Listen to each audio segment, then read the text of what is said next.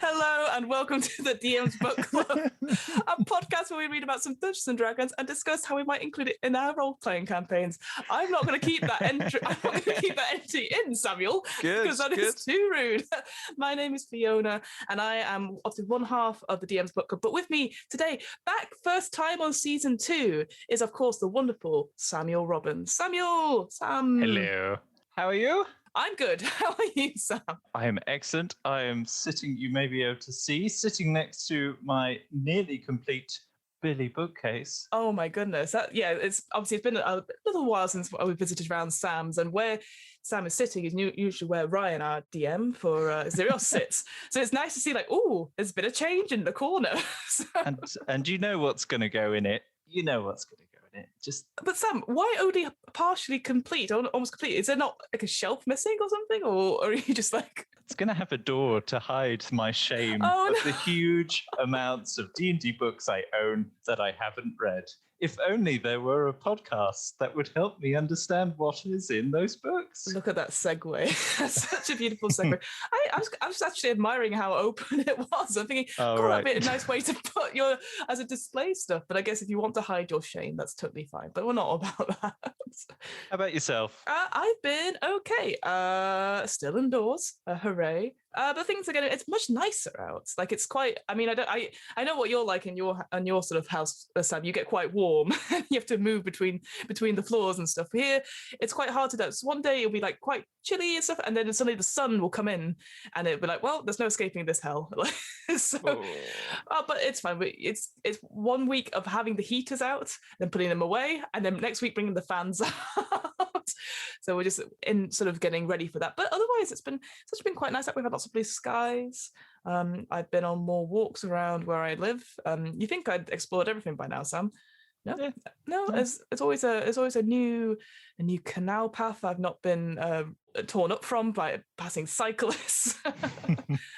Yeah, so it's all been pretty chill. No bloody bookcases, unfortunately. I've not been to IKEA recently. So. The one thing we truly miss in lockdown. You joke. I kind of do this. I missed a DIY else behind me. Obviously, again, great for podcasting. It's my own sort of small bitty bookcase, or as Calig, I think it was called. And I really like those ones. It's just like the little, it's like squares within squares. They're quite... Filled with pornography from what I can see. Thank you. Sam! Shall I tell you what we're talking about in today's episode? Yeah, move on quickly. So today I thought, obviously, usually we're thinking of like cool topics to talk about. And we've been in, you and I have actually covered some really interesting topics. We've talked about oblexes last time you were on. We went into a really deep dive about saltmarsh, which I think we both have only just recovered from. But today I thought, let's try something a little bit different, because I don't know how au fait you are with D&D Beyond, Sam. I know you use it, but whether or not you use any of these, there's quite a few articles that go on there. And one of the things I've been reading up now and then, there used to be a person, like the lead writer, his name is James Haeck. He started writing something called Encounter of the Week series, where basically every week he'd write like a very short encounter that you could use in your role-playing campaigns. It's something a little bit different, and something that, in the bigger, grander campaign, if you're really struggling for something for that session, you could just plop one of these encounters in. And today we're going to look at one called The Mystery of the, I'm going to say it wrong, of the Myconid. No, I've said it wrong. Go on, you have a go, Sam. You're shaking your head at me. Only because I got it completely wrong before we started recording. Is it Myconid? Myconid. So it's mushroom people. Mushroom people. Should we just say mushroom people? Sure. It's not. I mean, it is alliterative, but it's still not the same sort of title. So we're talking about today the Encounter of the Week, the mystery of the Myconid or mushroom people. Fun Mausoleum. Fun guys, get out, Samuel. So Sam, have you actually encountered any of this sort of Encounters of the Week stuff before, D&D Beyond, or read any of the articles before? I have, but I've always kind of caught the ones that were a bit more involved, and I kind of bounced off them. Either it's because they're trying to like sell a book that's coming out, and it's like half the article is like, of course you can find out more about this in blah blah blah. But this article is just so self-contained and easy to go through. It's good. interestingly enough, quite a lot of the encounters of the week were sort of like ways to tie in sort of things. If you were going, like, say, there was a whole section of it and when they had the Eberron, the rising of the next war, the last war, again, when they have encounters that you could just be like, here's an example of this sort of book. And interestingly enough, the mystery of the Mushroom People Mausoleum, as we're now renaming it, it's kind of separate. It's part of a bunch of series where I think week after week they were just introducing Saltmarsh, and so this one was a lead on from a different one, but it could be equally standalone, and it's just fairly straightforward. So yeah, and I will say, like, with these encounters of the week, for what I quite like about them is that they vary quite a bit. So one of my favorite ones, which I'm sure we'll talk about at some point on this podcast, is called the Dying Unicorn, which essentially is just a puzzle. And if you get it right, the unicorn doesn't die. And if you get it wrong, the unicorn dies and then turns into a nightmare. And yeah, so it's a nice sort of, but it's a puzzle. It's not a combat unless you get it wrong. And it's very how can I put this? It's very Resident Evil, the puzzle. So it's like all these different elements that don't necessarily make sense until you look at it in a certain light. But why did we talk about the article a little bit from what you said? What did you think about the first part of the article? So the first part, he kind of just goes into the concepts of story writing, which I thought was really nice. Talks about kind of the inspiration. Stories such as Tales of Conan and John Carter stories have inspired D&D storytelling. And I quite like that. It makes up the majority of the article, and it's nothing to do with mushroom people. So I've been suckered in by the mushroom people concept, and now they're just story writing. But it's good, and it's a good structure. And thinking back to D&D campaigns I've run, it kind of speaks of all of them. The stage of discovery, where your player characters find something and encounter something that's a mystery.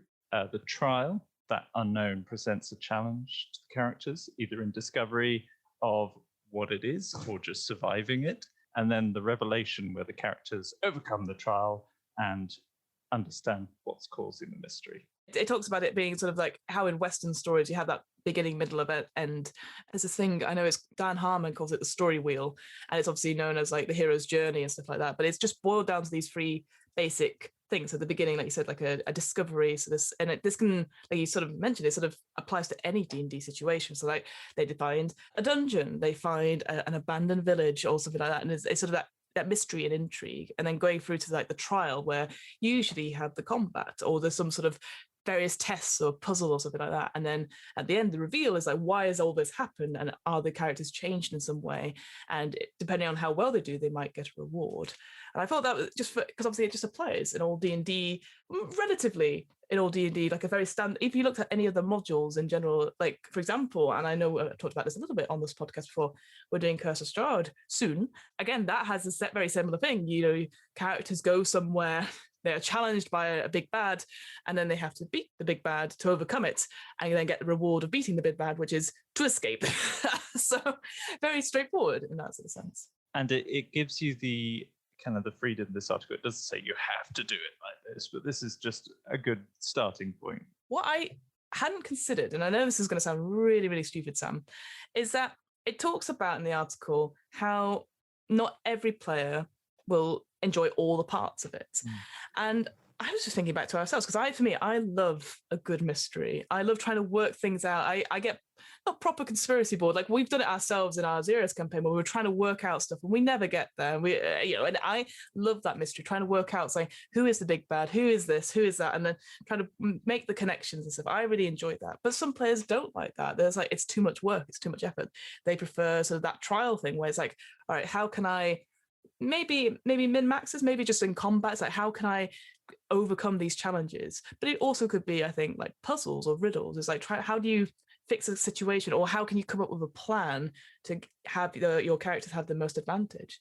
But then it talked about some players might just really just like the reveal, that there's some plot twist or something happens at the end after you've come up with things, and you are rewarded for just going through these things and stuff. And I find that really interesting. Like I said, I feel like I'm more of a discovery person, that I really like that sort of mystery and trying to work out things myself out of all these three. What about you, Sam? Is there any particular act, I guess, that you see yourself liking more as a player?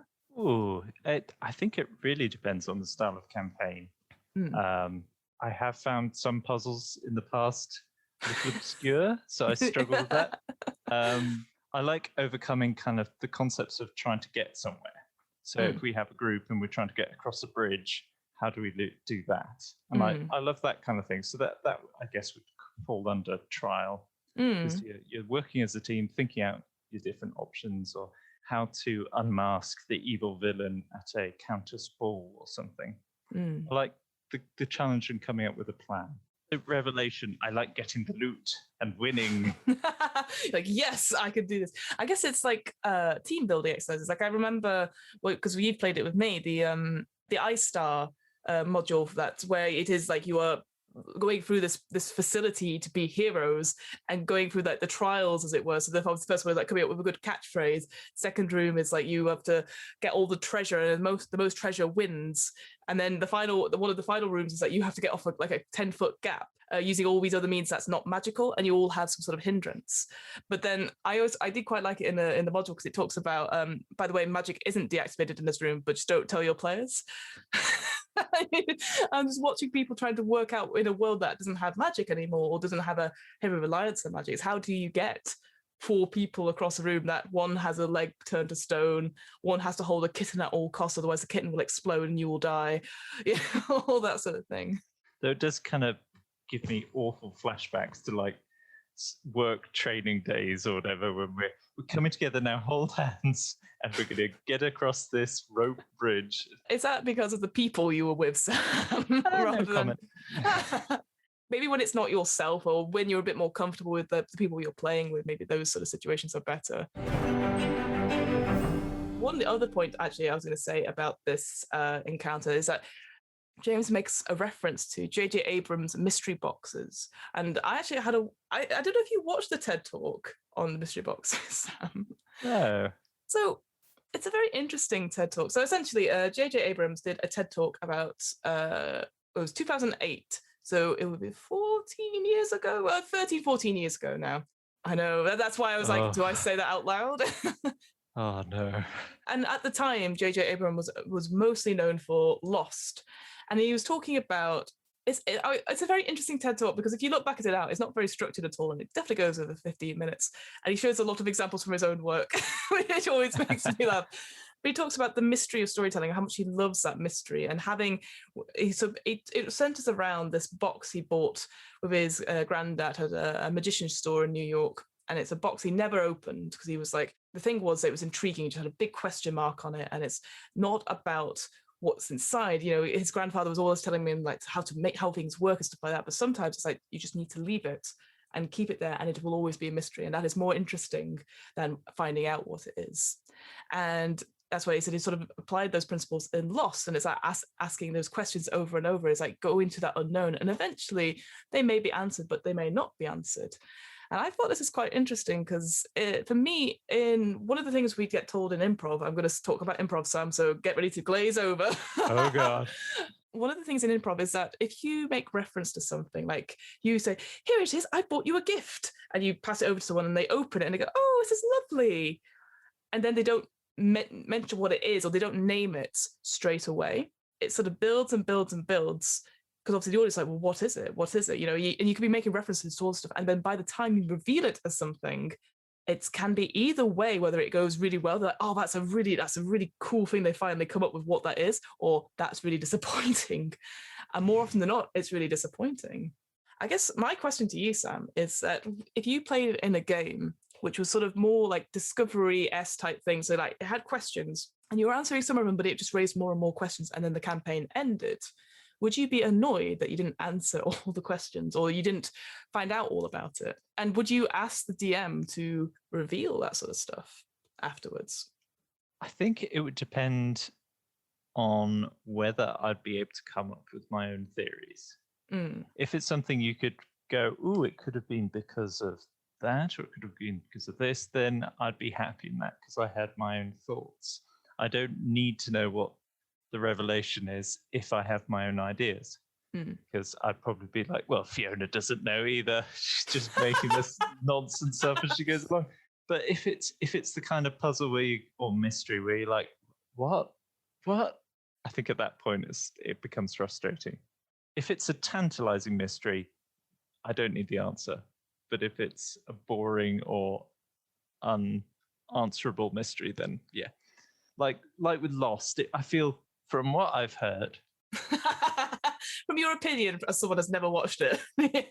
That was a box that should have been left closed, but they couldn't by the end of this 8-10 series or whatever it was. They just they had to show what was inside the box, and the box had a really lame. They were in a coma or purgatory all along. Spoilers.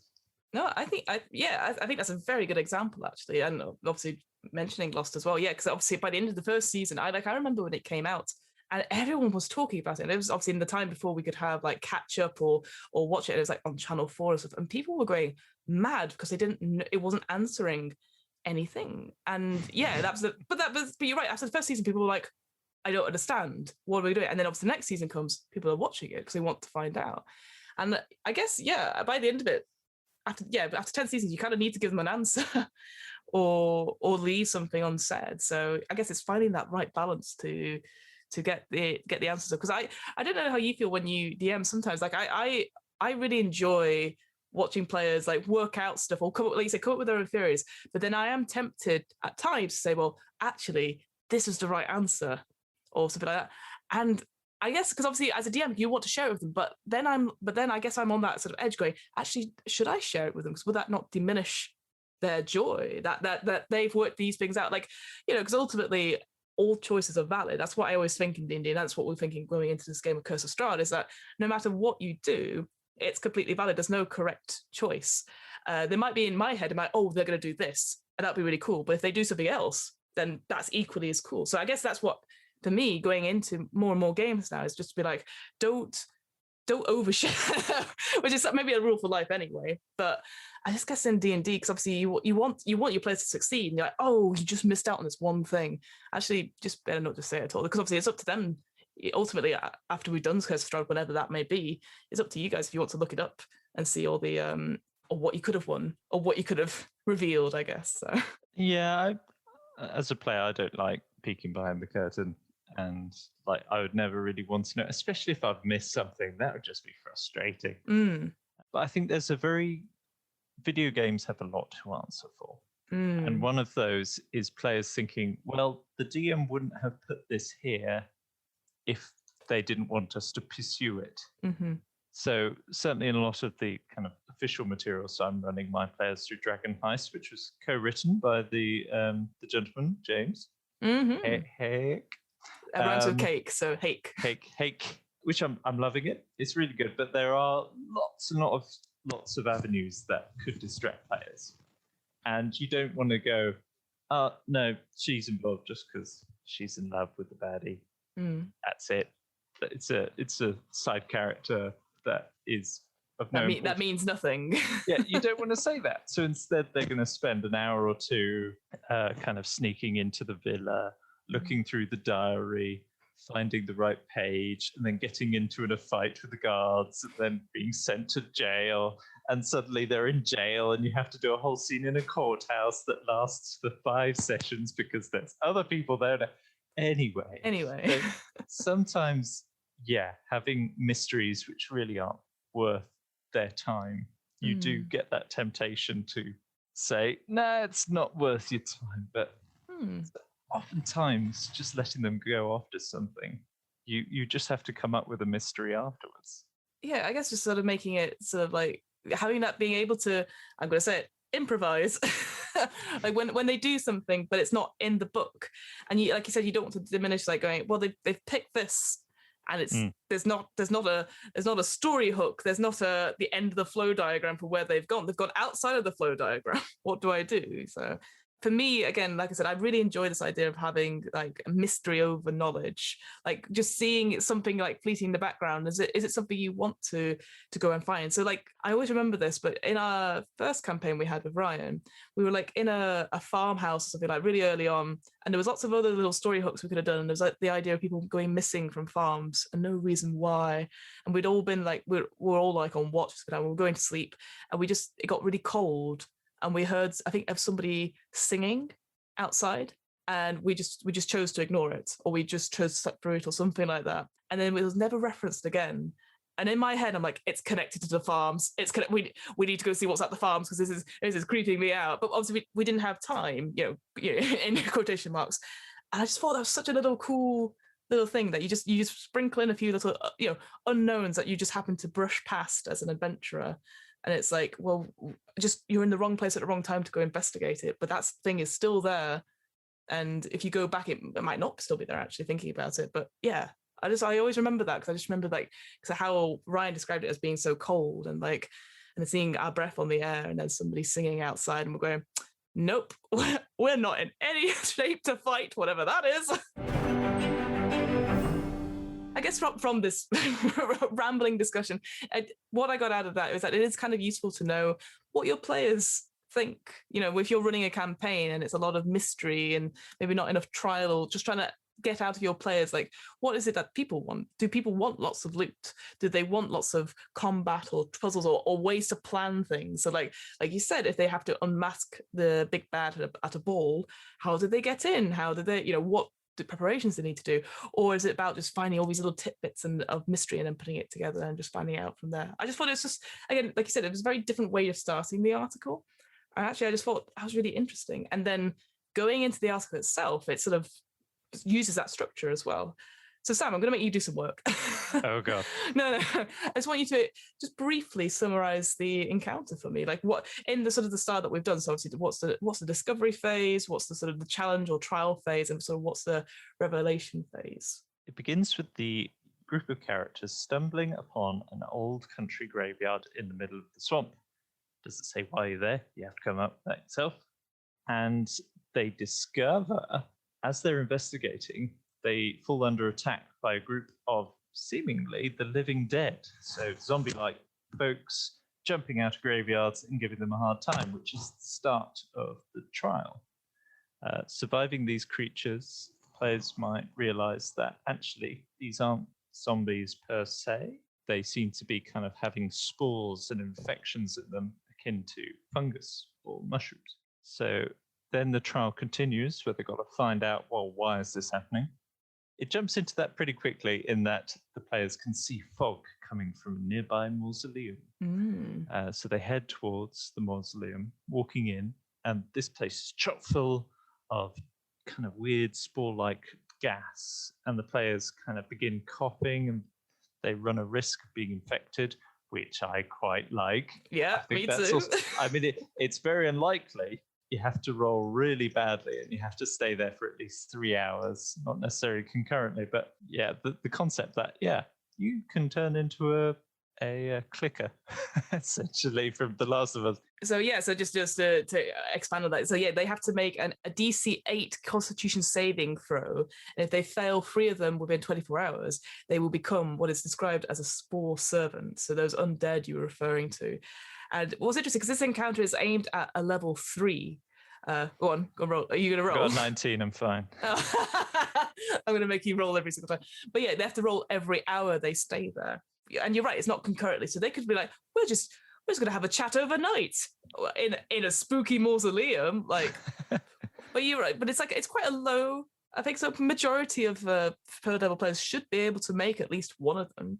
But it's that idea. I think the only thing I would change for this is that if they got a natural 1, that it counts as 2.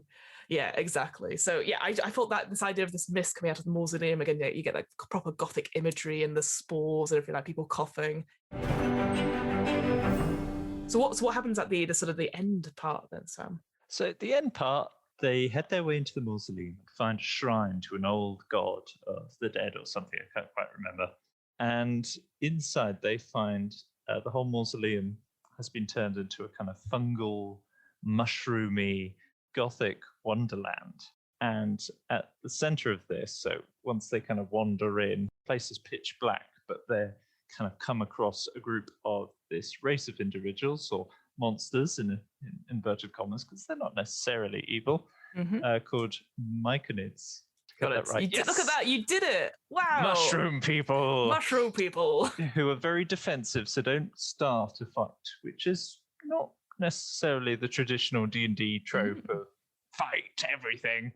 And they find out that the leader of this group, or the Myconid sovereign, is kind of there and is aware of kind of the fact that they're spreading spores out, but not that they're threatening a nearby village. So there's the opportunity to not end this in fighting. There can be peace brokered between the fungus people and the nearby village of humans, which again, I like the fact that it doesn't necessarily encourage you to just go in sword swinging.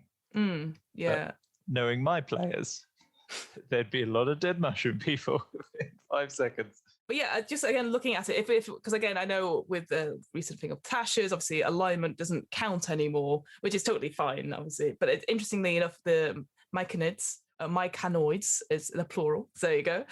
They're all so you got little sprout ones which are considered non-combatant. So again, I just imagine them to be like little toads from Mario.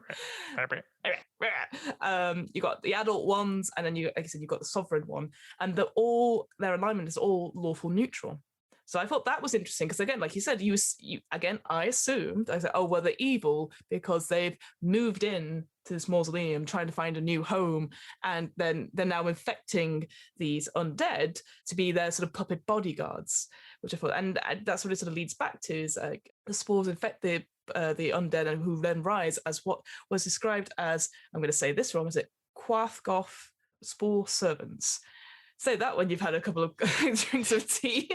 So again, it just changes the stats slightly, and I guess that for me is like really key because again, you know, we've all been in a graveyard in D&D, and you're like, oh, zombies, excellent. So they've got immune to being blind, charmed, frightened, paralyzed, and poisoned, but they're not, and immune to poison, but they're not. I believe zombies were like more vulnerable to fire damage and stuff like that. So they're quite scary, and they're actually more plant-like, these creatures. So again, describing these undead, like I said, almost clicker-like from like Last of Us, like proper like with like fungus coming out of various pores. I wish more D&D games in general focused on like what I call the Undertale way of playing games. So like having the idea that you don't have to fight everything to get to a resolution. And I think what, again, like you said, what was quite cool about these myconoids is that they can communicate through the spores telepathically. There is the rapport spores, which I love as a sort of a way it just extends out, and then you could just talk to people with an intelligence of 2 or higher that aren't undead constructs or elementals. So your construct friend won't be able to help you here. And the fact that you could all do it, like, so it's not just between you and the myconoid, but it could be with all of your characters as well. So yeah, I think it allows the players to get that mystery, get the discovery, go for the trials where they fight the servants because they're attacking them, but then also having that, like you said, that sort of like trial of like trying to work out how to broker a peace, or to say like you need to move on, or you know you're affecting this whole land, and then doing a DC 14 charisma persuasion check, which I thought is quite high for, again, level 3. Again, you might have someone who's like the proper face of the group who's be able to do it, but it has to be a very good plan, which is the only thing I was like, But if they do agree to it, if they do manage to succeed, either if they succeed in negotiation or succeed in destroying all the fungus and fungi, the reward is a +1 Rod of the Pack Keeper, which I've never heard of before. I think do we have a Rod of Leadership in our campaign? I've never heard of the other ones. So. I think it's a warlock-specific magical item. Is it? I'm not sure what the specific. What does it do? Looking it up. Whilst holding this rod, you gain a bonus to spell attacks rolls and to saving throw DCs of your warlock spells. The bonus is determined by its rarity, so it's a +1. Oh, so it's like a +1 wand or something. In addition, you can regain 1 warlock spell slot as an action whilst holding the rod, but you can only use this property once per long rest. That's rather fancy. Not bad, but you're right. It is, it requires achievement by a warlock. But I guess you could always change it to be one of the other members of your party should you need to. But yeah, pretty nice, pretty hefty, I think. And also, again, if you manage to negotiate peace, they agreed to a peace treaty of 24 years, because that is how long the sovereign will last for. I do like that. I like that as a concept, that in 23 years, there's going to be some poor village ombudsman who's there, who's like, ah, 24 years of peace in my village. And yeah, the undead rise again. It does say, and so as a final sort of note from me, it sort of says about giving it, right, there's a line that says, giving the choice of sparing the myconids must have some meaning later in the campaign if you're having a longer campaign, which I thought was interesting, like whether one of the sprouts sees you like save or kill the rest of their family, grows up to be an adventurer of their own, and then comes to join you or comes to kill, to seek vengeance or something like that. So having consequences for a longer campaign, whereas this could be literally like a session, but having it as a longer so anything like this, having it like a short sort of like, here's a quick dungeon, 2 rooms, etc., but there's consequences. I think it's brilliant. Would you change anything or do anything differently or expand? Just because I'm a bit of a dick, I would definitely have one of the other. So in the sort of the final room when you're discussing your negotiations, you've got 10 sprouts, all non-combatants, so the little mushroom children. Then you have 4 adults, and you have the sort of the sovereign, the king or the queen or whatever. I would love it if one of the adults really does not, that I guess gives them a bit more personality, give them more of a trait. So presumably, obviously they've moved here, they are refugees and they're trying to find their space, but they don't trust people to come. So obviously if there's any aggression from the adventurers, that one of them will be like, no, we can't trust them, blah blah blah blah, raises up another undead, and here we go again. Because they said they'll only attack if provoked, which I thought was, again, obviously makes sense. But other than that, I quite liked it. And I'd like some names, I guess, just because otherwise you are on the spot making up names for like the Mushroom King, and you're like, don't say Toad, don't say Toad. Peach. Oh, Peach. Daisy. But yeah, overall, I think it's nice and straightforward. And yeah, like you said, this actually only is like the last third of the article is this encounter, but it's so simple and straightforward. I just, really like all of it. What about yourself, Sam? Was there anything you would like, I wish this was a little bit different, or you'd change anything? I wouldn't change anything to the article because it's perfect for a web article. It needs to be short and sweet, really. Things I'd probably meld into the story, in addition to what he's put here, is maybe a bit more in the trial, not combat, but from the step of being outside the mausoleum to going into the mausoleum. So thinking through a kind of non-combat trial, like maybe building on the hallucinogenic capabilities of the myconids. Myconids. You said it right. You said it right first time. Yes.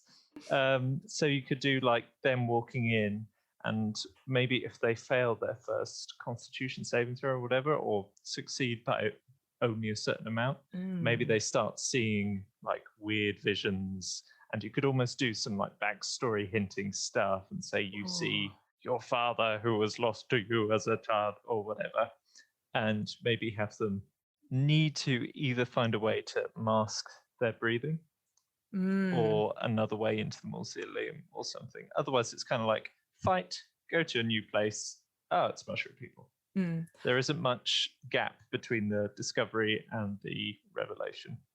Definitely. I love that idea of having like an inner trial. So you have the trial by combat, but then having the trial of like that backstory of it. You just remind me of like Hamlet, where they say, "My father, what is it? You did nothing. Avenge me. Your uncle did it." But that'd be so cool. Like having your own little trials in between. Having to face. I like that. That's really cool, Sam. Damn it, why aren't you writing for DnD Beyond? Maybe. That'd be cool. My second idea would be to completely rewrite the story, but similar concepts. So my idea is this, because I looked at fungi, and like in general, I was like, well, what does it use? And I forgot, of course, it's used for like cheese, and yeast is a type of fungi used in beer. So I was like, how about center it around something like that? So the discovery would be that the party hears reports of people being infected by a weird fungal disease and turning hostile in the land. Very much, you start that immediately, your players are going to be like, no, it's the Last of Us ripoff. And then the players are shown a body and they can investigate and try and understand it, but ultimately they just kind of get an idea of what they're dealing with. The trial, investigating the reports will inform the players that the victims transformed at various different places, maybe some pubs or a farmer's market or a winery. And maybe at one of these locations, say the pub, they witness a transformation in progress as a group of diners turn into these, what they Quagaloth spore servants or whatever. Yes. Yeah. So, and then you'd almost have a first revelation, is that the players find that all the lunchgoers were eating food that had one common component, particularly rare form of cheese with the truffle vein going through it. Digging into this, they could find where the cheese is being produced, and there they would find the final revelation that either the myconids are producing the cheese, or somehow there's been an accident and the fungal is inadvertently being used, and they don't realize that there's a myconid cave below the farm or something like that. But Sam, you've like just improved this encounter like tenfold. I'm totally down for cheese like monsters and stuff. This is awesome. That's too convoluted for a web article, but true. You need a few extra steps just to make it add to the mystery. You know, I did see today, like somebody had posted out like the stats for a cheese elemental, and they'd done like a picture of it of an Emmental sort of like fungi. So I'm just like, when you said that cheese, I was like, oh my god, I could just imagine like some of these things coming to life. But as like you said, these people like with the veins going up inside them, perhaps as well. Oh yeah, I love that idea, and yeah, that adds a little bit of mystery as well. I love the idea. Like, there's also you can have mushroom tea as well. So having a tea parlor and people taking mushrooms that don't belong to them, and it's obviously affecting them as well. That's the only other thing I had going off yours. If you want to go proper British, having tea parlor with mushroom tea going awry. But amazing work, Sam. Well, I can't wait to play in this one shot. Oh, Sam, well, thank you so much for going through me like a very short article, but we've come up with our own really cool different flavors on it. Amazing. Well, like I said, I can't wait for you to run me through your wine and cheese night, and then to say like, and now we play D&D. Yeah, I'm game. So Sam, is there anything you'd like to plug? Any social media stuff? Like, I know maybe not, but anything, any recommendations you have perhaps, or anything like that? On the subject of plant or fungal monsters taking over, I mean, there's the obvious one to recommend that I won't mention again because I've already mentioned it twice, but maybe other inspirations, so like the Day of the Triffids or Little Shop of Horrors. Oh, yes. Which are more plant than fungal, but it's the same kind of deal. Same kind of concept. And certainly with the Little Shop of Horrors as well, the idea of making a bargain with blood, like a blood pact with some sort of plant that then takes over. Absolutely.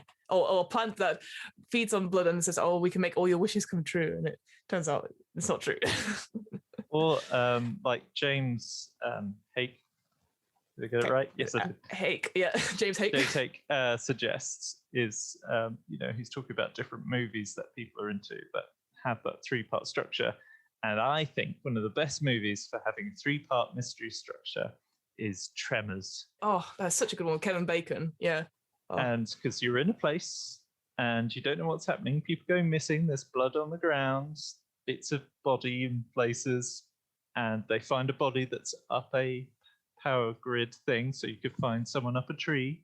And so there's the discovery stage, then the trial, finding out what's going on, fighting the monsters. The revelation it's these graboids who have been eating people, and they're here and they can't get through rock, but they can go through soil. And I have run that campaign and it went so well. So highly recommend watching Tremors and then building a campaign off the back. I remember that scene in it when they're running towards the spoilers, running towards the cliff. It's such an iconic. I just remember all those feelings. Again, you're trying to work out what's going on and you realize it's like, they're in the ground. And there's a guy who's already written up really good stat blocks for the different types of graboids. So there's like small ones that can leap up and eat you, and then there's ones that shoot out the kind of the long tongues. So good, worth a Google. How about yourself? Anything you'd recommend? Things to recommend that's not necessarily my stuff. I think going off on what you're saying about the sort of like the free arc sort of things, so the discovery or messing with it a little bit, I would say maybe less trial, more like discovery and a bit more revelation. Anything with Twilight Zone in it. I watched the first episode of Twilight Zone a little while ago, where essentially a man wakes up in a town and there's nobody else there. It feels like proper 28 days later and stuff like that. And as he goes around, he is hearing things, but he's not sure why. And there's certain things happening and people trying to contact him on the radio, but he can't work out what's going on. And I won't spoil the ending, but it was just so intriguing. And obviously these are like way back when the episodes were like 20 minutes long. And you're like, we've got 2 minutes before the ending and they still haven't solved it. And it's one of those like Monster of the Week type shows where there's the big, it was this all along. And even then the ending happens and you're like, whoa, this is really dark. There's like just so many layers on it where you think, do I go back and watch it and work out like anything like that where you think to yourself, oh, all the hints were there all along. So like Twilight Zone, certainly the early episodes, it's sort of mind-boggling how they had the really weird concepts or the sort of discovery concepts where there's just all this mystery and then there's a reveal of a very thinly sort of like, here's the ending, and you're like, well, I have so many more questions now. But yeah, highly recommend Twilight Zone. And yeah, just thinking about plant stuff in general, I am going to say it, Sam. I'm going to say Last of Us. I'm going to say Last of Us 2. I've done it now. Because what's interesting about that is that they are so, I guess compared to this, so obviously, I guess compared to this, they are such a small part, really. Obviously, they are the environment, they are the context of why these people are. Obviously, in The Last of Us, it's all about those relationships in the apocalypse. But there's something so creepy about the way they move and the way they look. And looking at, I'm going to say this wrong now, Myconids. Oh God, I've said it wrong. You got it right, I think. Oh well, listen back, folks, and tell us if we've got it wrong. When you look at like images of them in D&D, they're always beautiful multicolored stuff, aren't they? They're sort of beautiful fauna and stuff. And that's the thing I wish that we'd have more of. When you have any creatures that are infected by a fungus or fungi, that they are beautiful. We see any images of mushrooms and stuff, they are beautiful, vibrant colors because they want to be eaten and they want to infect and spread their spores along. And I'm not going to remember her name now, but it's one of the demon lords. Maybe it's Jubilex. No, I think that's the used one. There's one that's the fungus lady, the demon fungus lady.